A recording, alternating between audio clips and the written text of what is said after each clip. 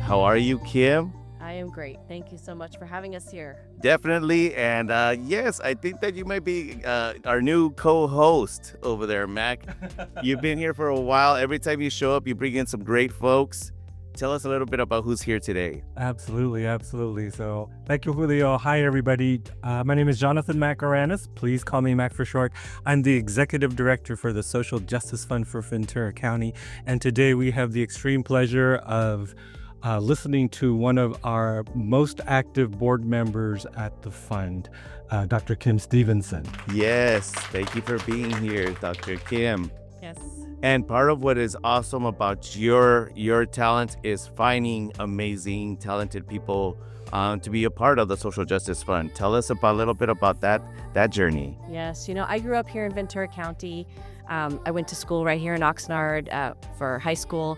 My kids went to high school in Oxnard. I've got decades of basically activism in the community. When I came back from college, the local activist community came out like, Kim's back. And they were drawing me in. At that point, we started the Ventura County Women's Forum Collaborative, just bringing women together because there wasn't anything happening around that. And that is a collaborative of people from all over the county working together. And so, when I was invited to be on the board of the Social Justice Fund, it was such a good match because it's empowering people who are from the community who know what's best for the community to do good things for change. Yeah. And that's what I'm all about. So having been in the community for so long, I just know a lot of people, have a lot of connections. And as an educator, a career educator, 30-something years. Well, thank you for doing that. Yes. I have access to a lot of emerging leaders and people in the community who know me, whether they were parents in my classroom, they're students, they're community members, activists. You see me on the ground at different events. I helped organize the first BLM Pride March, 2020. We have been out there. I was a volunteer coordinator for that. So, I'm just out there. And when I got invited to be on the board, I was so excited because this is real. I like to be involved with projects that they're doing things, whether it's League of Women Voters and all that they do with getting people to vote and knowing how to, who to vote for, based on their forums and things, or something like this where we're really empowering people to do work on the ground. So, definitely that's really exciting. I was going to just say there's a wide range of different folks. Let the people know, because I do understand that you every year you fund a new group, correct? Yeah, we're looking for a new cohort right now. I'm out there looking for, one of my gifts as an educator and as a person, I think, is spotting talent, spotting passion and skill. Not perfect skill yet, but diamond in the rough. Yes, the diamonds in the rough, so that we can take them and nurture them and build them into those people who can replace us when we're gone, right? We all have to retire at some point, and we need to feel comfortable that strong people can come in after us. So, when I'm out there, I'm looking all the time, and everyone's like you. I saw you and I said, let's talk. You're the next one. I could see you applying for social justice. That's right. And right away, like I said, your energy, I could just tell, you were analyzing, you were thinking, and you were listening at the same time. And I picked up on that. Same thing with Mac too. When he came, the first time he came to the office, I could hear his questions, but he was always also just kind of breaking it down, how can we work together? How long have you both been working together for these projects? Maybe a year. Wow. He's new. I would have thought you've been together, working together for a while. We get along naturally very, very well. Yes, we work right away really well. We're almost reading each other's minds and everything. So I think we're very similar. We just we're problem solvers. We're creative thinkers. We hear somebody, we feel their spirit, we feel them, we hear them, and we can problem solve and think about okay, I could see this going in this direction or that direction. Here's your next step, right? So when I'm out there finding people, right, I will offer my services as a longtime kind of an expert mentor, as an expert educator. And there's many projects that we've taken where I've actually sat down with them sat down with them over coffee or something. Yeah, we go over, what are you thinking about doing? How can we narrow this down into a realistic project for the next year? Some people come in with like, "Ooh, I'm Bigger than the life. world, but Yeah. tomorrow," right? And we really need to hone it down. So getting it down to a thing that we know will be successful by the end of the year. And that's our goal, is that we want every project to be successful. So we provide support from the application process all the way till the end, when they can say, I hosted that thing, or I have held this many classes, or I've done all these things, and then make sure that they're going to keep working in that direction, so that it doesn't end at the end of their fellowship, right? Definitely. We prepared them for the next step, because this social justice isn't just today. No, it's it's a ongoing. long process, Yeah. right?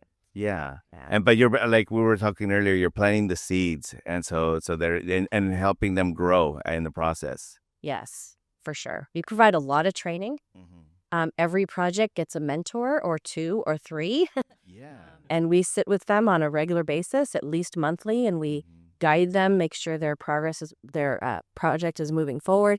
We, we help them network with other people in the community who can help them, the space, or, whatever they need. Right. We give them trainings, how to write a business plan, how to write a budget, how to do your tax forms, how to stay mindful and grounded as an activist. When we say we're talking about the whole board.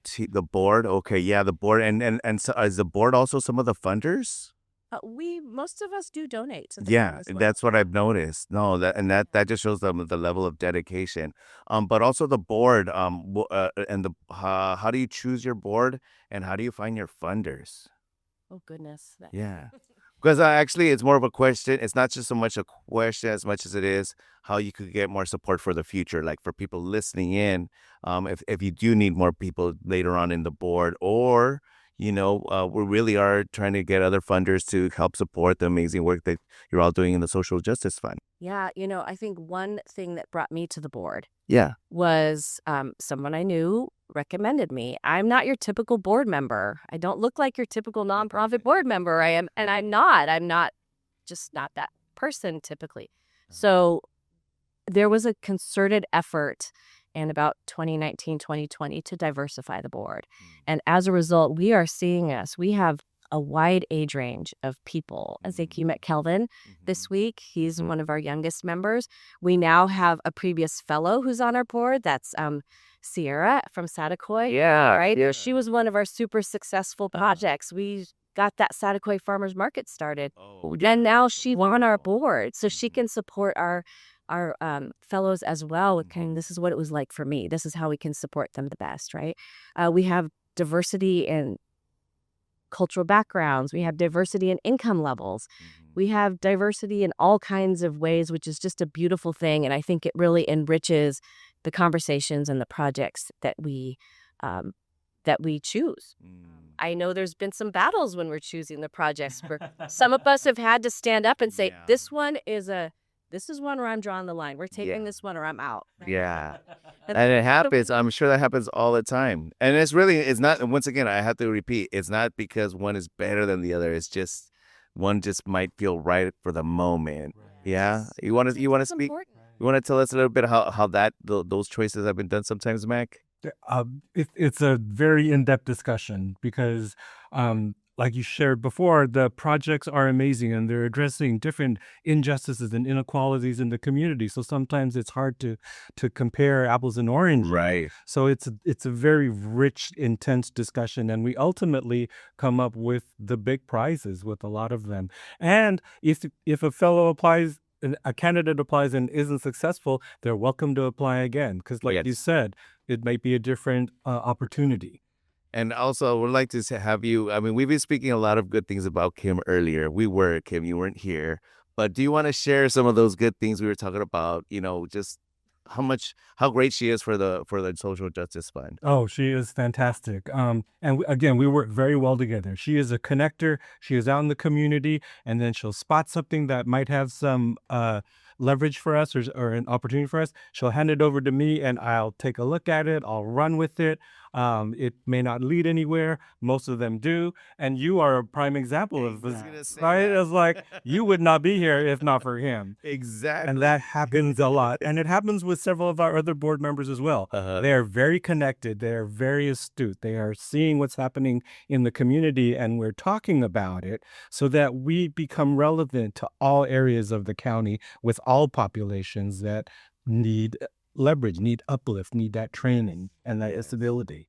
Well, hey, Kim, thank you so much for sharing everything. I'm gonna let you say something that if you could tell folks out there that have like dreams to do things for good causes, let's say that, how should they go about getting support, and possibly this might be a way for us to get them to talk to you about this. Yeah, I would say go to our website. It's socialjusticefundvc.org, I believe. Tell me if I got that right.